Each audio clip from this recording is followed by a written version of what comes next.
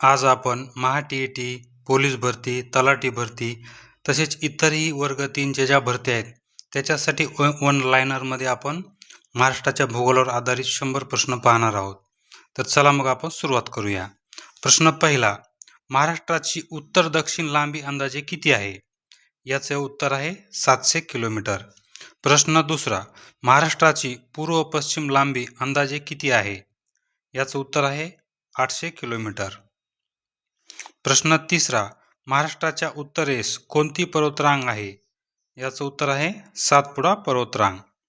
प्रश्न चौथा, महाराष्ट्राच्या नैसर्गिक सीमांमध्ये वायव्येला कोणती डोंगररांग आहे?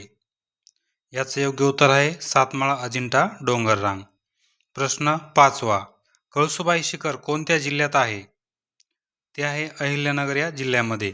आणि कळसुबाई शिखर हे महाराष्ट्रातील सर्वात उंच शिखर आहे. या शिखराची उंची आहे 1646 मीटर. प्रश्न सहावा, सातपुडा पर्वतातील महाराष्ट्रातील सर्वोच्च शिखर कोणते? याचं योग्य उत्तर आहे अस्तंबा आणि हे शिखर आहे नंदुरबार जिल्ह्यामध्ये.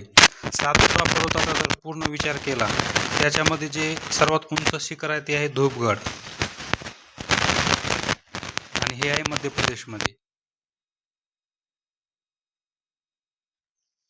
प्रश्न सातवा, महाबळेश्वर या थंड हवेच्या ठिकाणाची उंची किती आहे? याचं उत्तर आहे 1438 मीटर. प्रश्न आठवा, गोदावरी आणि भीमा नद्यांची खोरी कोणत्या डोंगररांगांमुळे वेगळी होतात? याचं उत्तर आहे बालाघाट डोंगररांगा. प्रश्न नववा, हरिश्चंद्र बालाघाट डोंगररांगा कोणत्या जिल्ह्यात पसरलेल्या आहेत? याचं उत्तर आहे प्रामुख्याने अहिल्यानगर आणि बीड. प्रश्न दहावा, अजिंठा डोंगररांगाचा विस्तार कोणत्या जिल्ह्यात आहे? याचं उत्तर आहे छत्रपती संभाजीनगर. प्रश्न 11वा, गाविलगड टेकड्या कोणत्या जिल्ह्यात आहेत? याचं उत्तर आहे अमरावती. प्रश्न 12वा, दरकेसा टेकड्या महाराष्ट्रातील कोणत्या जिल्ह्यात आढळतात? याचं उत्तर आहे गोंदिया. प्रश्न 13वा, मालेगाव पठार कोणत्या जिल्ह्यात आहे? याचं उत्तर आहे नाशिक. प्रश्न 14वा, तोरणमाळ पठार कोणत्या जिल्ह्यात आहे? याचं उत्तर आहे नंदुरबार. मित्रांनो, याची जर PDF पाहिजे असेल तर खाली मी डिस्क्रिप्शन बॉक्समध्ये लिंक दिली आहे, तिथून तुम्ही ही PDF डाउनलोड करू शकता. प्रश्न 15वा, साल्हेर आणि मुल्हेर ही शिखरे कोणत्या जिल्ह्यात आहेत? याचं उत्तर आहे नाशिक. प्रश्न 16वा, महाराष्ट्रातील कोणता विभाग पर्जन्यछायेचा प्रदेश म्हणून ओळखला जातो? याचं उत्तर आहे मध्य महाराष्ट्र, याला आपण देश या नावाने ओळखतो. प्रश्न 17वा, कास पठार कोणत्या जिल्ह्यात आहे? कास पठार आहे सातारा जिल्ह्यामध्ये आणि इथल्या फुलांसाठी हे प्रसिद्ध आहे. प्रश्न 18वा, सह्याद्रीच्या पूर्वेकडील भागाला काय म्हणतात? याचं उत्तर आहे देश, महाराष्ट्र पठार. प्रश्न 19वा, नर्मदा नदी महाराष्ट्राच्या कोणत्या सीमेवरून वाहते? याचं उत्तर आहे उत्तर सीमा नंदुरबार. नर्मदा नदी ही नंदुरबार जिल्ह्यातून फक्त 54 किलोमीटर एवढाच तिचा प्रवाह आहे आणि ती सर्वात उत्तरेकडची नदी आहे. प्रश्न 20वा, दख्खनच्या पठाराचा बहुतांश भाग कोणत्या खडकाने बनलेला आहे? याचं उत्तर आहे बेसाल्ट. आता आपण पाहूत नद्या आणि जलप्राणी याच्यावर आधारित प्रश्न. प्रश्न 21वा, महाराष्ट्रातील सर्वात लांब नदी कोणती? याचं उत्तर आहे गोदावरी. गोदावरीची एकूण लांबी किती आहे? 1465 किलोमीटर. तर महाराष्ट्रात तिचा किती प्रवाह वाहतो? 668 किलोमीटर. प्रश्न 22वा, भीमा नदीचा उगम कोठे होतो? भीमा नदीचा उगम हा भीमाशंकर जे की पुणे येथे आहे येथून होतो. प्रश्न 23वा, कृष्णा नदीचा उगम कोठे होतो? याचं उत्तर आहे महाबळेश्वर सातारा. प्रश्न 24वा, वर्धा आणि वैनगंगा यांच्या एकत्रित प्रवाहास काय म्हणतात? याचं उत्तर आहे प्राणहिता. प्रश्न 25वा, कोकणातील नद्या कशा प्रकारच्या आहेत? याचं उत्तर आहे आखूड आणि वेगवान. सह्याद्री आणि कोकण याच्यामधला जो पट्टा आहे तो खूपच अरुंद असल्यामुळे आणि सह्याद्रीचा पश्चिमेकडचा जे उतार आहे तो अतिशय तीव्र आहे, त्याच्यामुळे इथल्या नद्या ह्या आखूड आणि वेगवान आहेत. प्रश्न 26वा, महाराष्ट्रातील कोणत्या नदीला कोल्हापूरची जीवनवाहिनी म्हणतात? याचं उत्तर आहे पंचगंगा. प्रश्न 27वा. उजनी धरण कोणत्या नदीवर आहे? याचं उत्तर आहे भीमा. प्रश्न 28वा. जायकवाडी धरण जे की पैठण येथे आहे कोणत्या नदीवर आहे? ते आहे गोदावरी नदीवर. प्रश्न 29वा.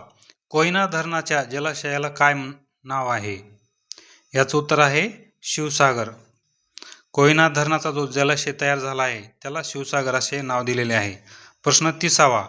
विदर्भातील सर्वात महत्त्वाची नदी कोणती? याचं उत्तर आहे वैनगंगा. प्रश्न 31वा. पूर्णा नदी ही कोणत्या नदीची उपनदी आहे? ती आहे तापी नदीची. तर नद्यांचा जर आपण क्रम जर उत्तर दक्षिण घेतला तर सर्वात पहिली नदी कोणती आहे? नर्मदा. त्यानं खालोखाल कोणती येते? तापी. तापी नंतर येते गोदावरी. गोदावरी नंतर येते भीमा आणि शेवटी येते कृष्णा. अशा प्रकारचा नद्यांचा क्रम तुम्ही उत्तर दक्षिण लक्षात ठेवू शकता. प्रश्न 32वा. मुळा व मुठा या नद्यांच्या संगमावर कोणते शहर वसलेले आहे? याचं उत्तर आहे पुणे. प्रश्न 33वा. कराड येथे कोणत्या नद्यांचा संगम होतो? याचं उत्तर आहे कृष्णा आणि कोयना. यालाच आपण प्रीती संगम असं नाव दिलेलं आहे. प्रश्न 34वा. गोदावरी नदीची महाराष्ट्रातील लांबी किती आहे? तर महाराष्ट्राची लांबी किती आहे मग? 638 किलोमीटर आणि एकूण लांबी किती आहे? 1465 किलोमीटर.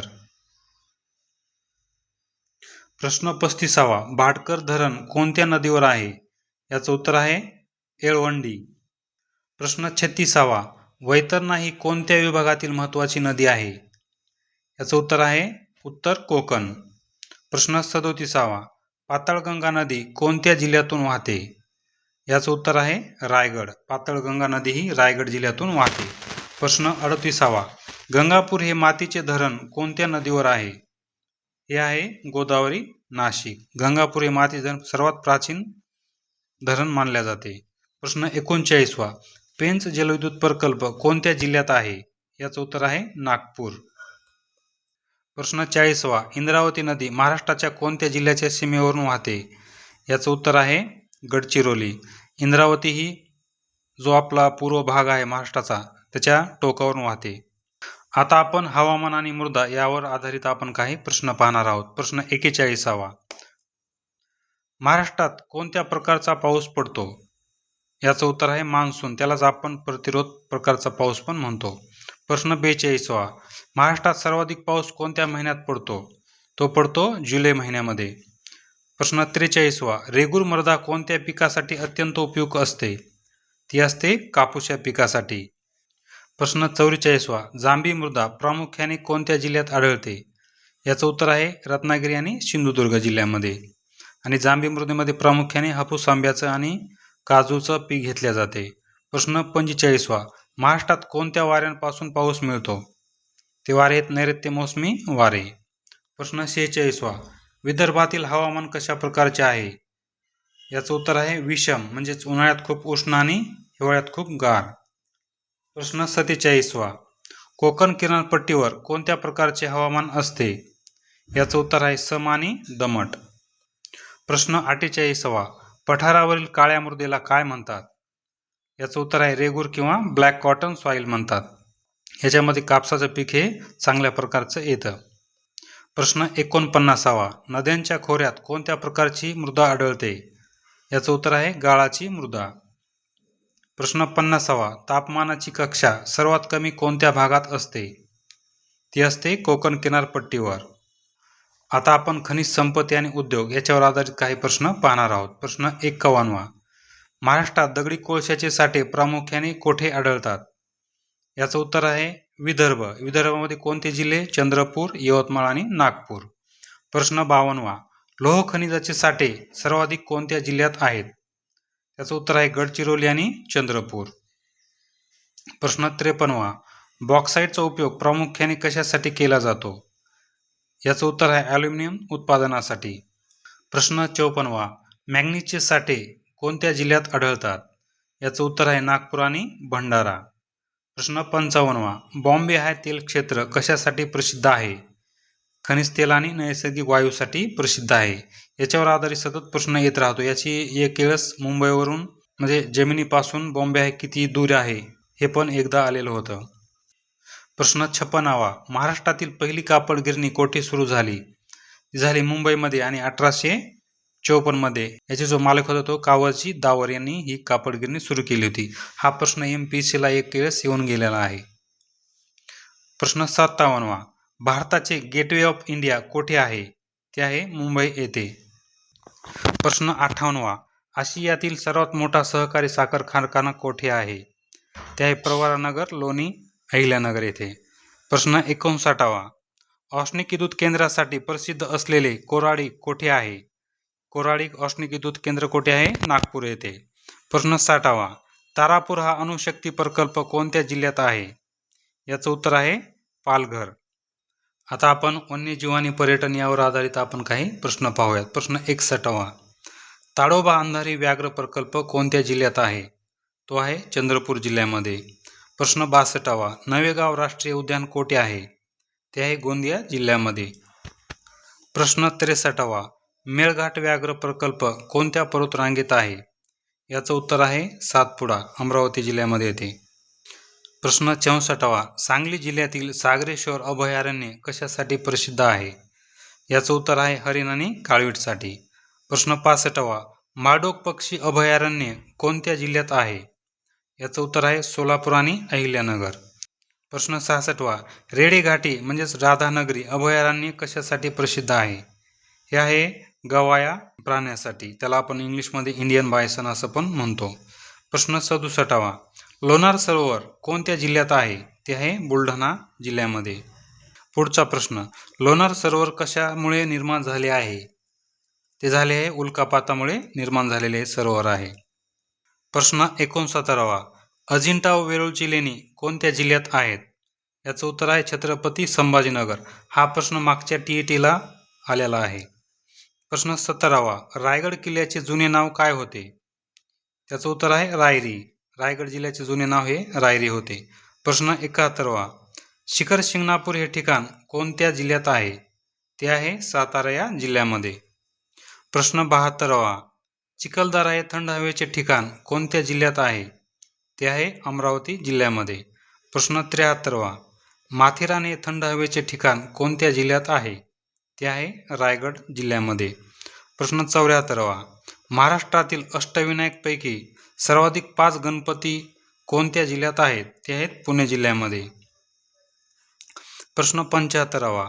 भंडारदरा धरण कोणत्या जिल्ह्यात आहे? ते आहे अहिल्यानगर या जिल्ह्यामध्ये. आता आपण प्रशासकीय आणि लोकसंख्या याच्याविषयी प्रश्न पाहणार आहोत. प्रश्न 76. महाराष्ट्र राज्याची स्थापना कधी झाली? महाराष्ट्र राज्याची स्थापना ही 1 मे 1960 रोजी झाली आहे. पहिले मुंबई हे संयुक्त राज्य होते, म्हणजे त्यामध्ये गुजरात आणि आपला महाराष्ट्र दोन्ही पण होते. त्यानंतर 1 मे 1960ला विभाजन होऊन महाराष्ट्र आणि गुजरात हे वेगळे राज्य झाले. प्रश्न 77. स्थापनेच्या वेळी महाराष्ट्रात किती जिल्हे होते? ते होते 26. आता किती? 36. प्रश्न 78. सध्या महाराष्ट्रात एकूण किती जिल्हे आहेत? ते आहेत 36 जिल्हे. प्रश्न 79. महाराष्ट्रातील सर्वात कमी साक्षरतेचा जिल्हा कोणता? तो आहे नंदुरबार. प्रश्न 80. लोकसंख्येच्या दृष्टीने महाराष्ट्राचा भारतात कितवा क्रमांक लागतो? तो लागतो 2रा. पहिला कोणता आहे? उत्तर प्रदेश. प्रश्न 81. महाराष्ट्रात सर्वाधिक नागरी लोकसंख्या असलेला जिल्हा कोणता? याचं उत्तर आहे मुंबई शहर. प्रश्न 82. महाराष्ट्रातील एकूण प्रशासकीय विभाग किती आहेत? ते आहेत 6. स्थापनेवेळेस किती होते? 4. 6 कोणकोणते आहेत? कोकण, पुणे, नाशिक, छत्रपती संभाजीनगर, अमरावती आणि नागपूर. प्रश्न 83. क्षेत्रफळाने सर्वात मोठा प्रशासकीय विभाग कोणता? तो आहे छत्रपती संभाजीनगर आणि सर्वात छोटा जो आहे तो आहे कोकण. प्रश्न 84. क्षेत्रफळाने सर्वात लहान प्रशासकीय विभाग कोणता? तो आहे कोकण. प्रश्न 85. 1 मे 1999 रोजी कोणत्या 2 जिल्ह्यांची निर्मिती झाली? ती झाली हिंगोली आणि गोंदिया. परभणीमधून हिंगोली वेगळा झाला आणि भंडाऱ्यामधून गोंदिया हा वेगळा झाला. प्रश्न 86वा. महाराष्ट्रातील सर्वात नवीन 36वा जिल्हा कोणता? तो आहे पालघर. कधी झाला? तर 2014ला. प्रश्न 87वा. पालघर जिल्ह्याची निर्मिती कोणत्या जिल्ह्यातून झाली? ती झाली ठाणेमधून 1 ऑगस्ट 2014 रोजी. प्रश्न 88वा. महाराष्ट्राची उपराजधानी कोणती? ती आहे नागपूर. 89वा प्रश्न. गेटवे ऑफ इंडिया मुंबईत कधी बांधण्यात आले? त्याला 1911 या वर्षी. कशासाठी बांधले? तर किंग जॉर्ज पंचम यांच्या स्वागतासाठी. प्रश्न 90वा. महाराष्ट्रात सर्वात जास्त तालुके कोणत्या 2 जिल्ह्यात आहेत? ते आहेत नांदेड आणि यवतमाळ. किती आहेत? प्रत्येक ह्याच्यामध्ये 16 तालुके आहेत. प्रश्न 91वा. महाराष्ट्राचे एकूण भौगोलिक क्षेत्रफळ किती आहे? ते आहे 3,07,713 चौरस किलोमीटर. हा पण प्रश्न खूप वेळेस रिपीट होतो. प्रश्न 92वा. महाराष्ट्राला किती किलोमीटर लांबीचा समुद्रकिनारा लाभला आहे? तो लाभला आहे 720 किलोमीटरचा. प्रश्न 93वा. महाराष्ट्र राज्यातील सर्वात उंच शिखर कोणते आहे? ते आहे कळसुबाई. किती आहे? 1646 मीटर उंची आणि ती आहे अहिल्यानगर याच्यामध्ये. महाराष्ट्रातील शिखरांच्या उंचीनुसार क्रम लक्षात ठेवण्यासाठी एक ट्रिक आहे. ती आहे कोणती? क सा मी प स तो. याच्यानुसार आपण लक्षात ठेवलं तर सरासरी पहिले 3च येतात. क पासून कळसुबाई, सा पासून सालेर, मी पासून महाबळेश्वर, ह पासून हरिश्चंद्रगड, स पासून सप्तशृंगी आणि तो पासून तोरणा. प्रश्न 94वा. महाराष्ट्रातील कोणत्या नदीला दक्षिण गंगा असे म्हटले जाते? तर ते उत्तर आहे गोदावरी. गोदावरी नदीला असे म्हटले जाते.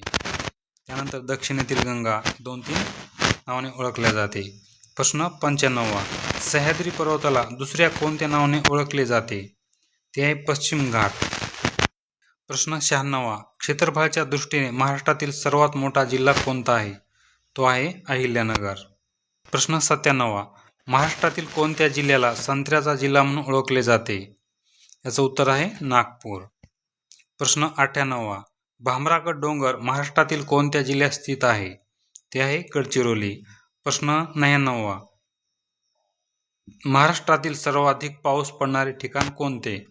ते आहे आंबोली. कुठे येते? सिंधुदुर्ग जिल्ह्यामध्ये. प्रश्न 100वा. तापी नदीचा उगम कोठे होतो? ते आहे सातपुडा पर्वतरांगेतील बैतूल, जे की ठिकाण आहे मध्य प्रदेश.